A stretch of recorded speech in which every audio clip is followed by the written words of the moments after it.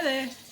Okay, so today I want to talk about knowing your area, and I can't find a good spot that doesn't have shadow. Sorry, it's sun here, not here, and it's very cloudy as well.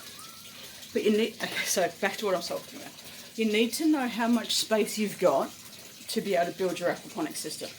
So if you're in a backyard, you need to measure it. Simple as that. It'll help you work out what type of design you can build. Whether you need to not have a grow bed media like this, a grow bed and the media like this, whether you need to have, say, towers, or whether you've only got along the fence line. In which case, you can do what's called a nutrient film technique method and have the piping going along your fence. Okay? So having an understanding of how much room you have really does help dictate what you can build. So this enclosed little area here is a 3 by 3 metre area. Very small, but you can see I've got the fish tank at the back. I've got the solid waste remover, whether it's a separator or a radial flow filter, whichever you choose. I've got the sump down the bottom, which you can hear, and I've got the grow bed with all of the media in it. You see up the back here, I've got one tower and I've got one black box. The black box is going to have a mixture of vermiculite and carolite in it, and I can grow onions, I can grow beetroot, I can grow anything in that as well. But it's just a demonstration thing. Now,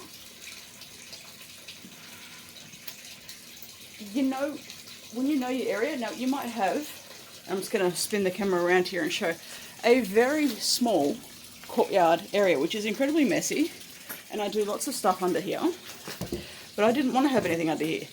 But if the weather was unpredictable, or maybe you live in a different country and it's really cold all the time and you have to have it in your basement, or you can have it on a rooftop or in a greenhouse or a glass house, or whatever your situation is, you need to know the area.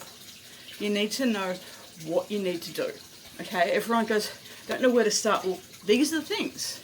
You need to know how big a space you've got. Now, if I didn't want to have my very beautiful fern garden and jasmine surrounding it, I could have had it through the whole backyard here, which is 12 metres. 12 metres across, or give or take. I could have done that. I really wanted to have that fern garden. That is my chill out space. Okay, that's my secret little garden. That's the thing. So, and Simba's now climbing on it. There's my pusscat. And saying hello while he's at it. Know your space. So measure it. Know how much room you've got. 3 by 3 metre area. This particular grow bed is 2.4 metres long, 1.2 metres wide, and 30 centimetres deep.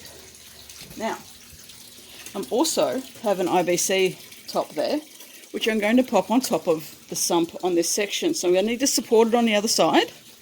Okay, trying to get the right angle there.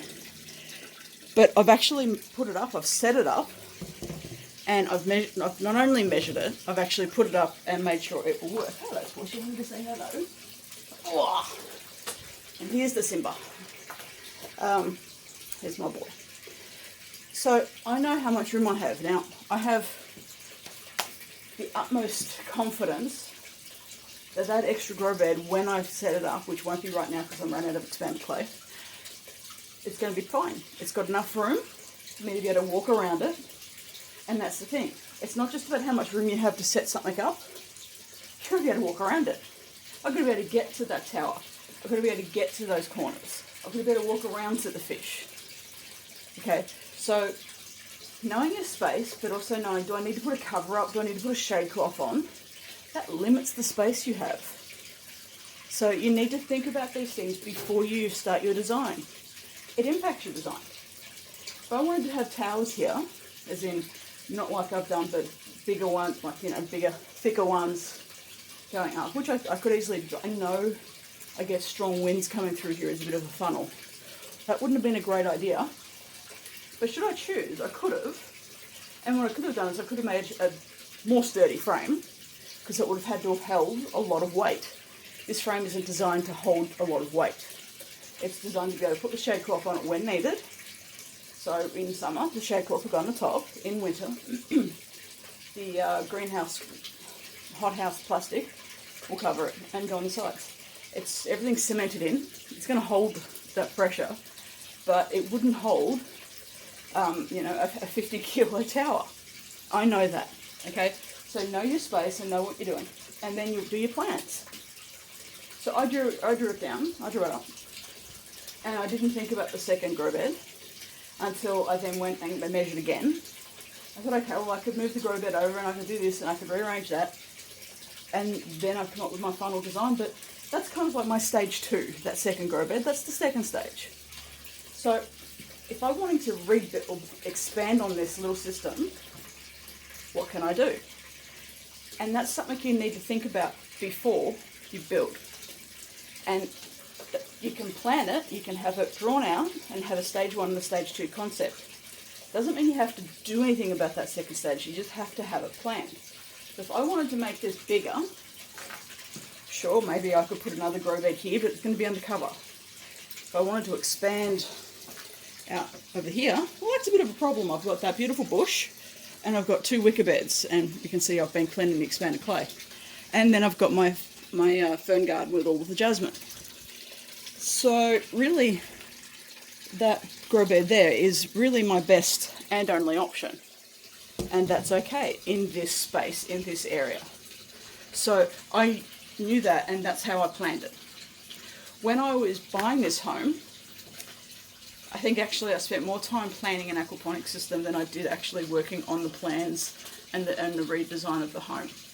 And everyone was a little bit baffled as to why I did that, but it was very calming for me to do it.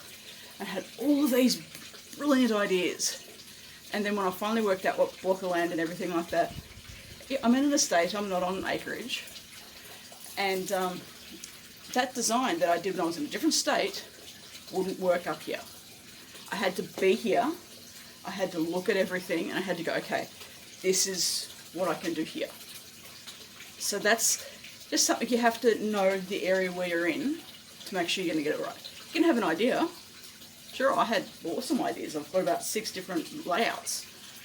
And this one is the one that ended up working. Okay? So know your space, know what you can and can't do, and make sure you've got your room to do everything. Okay?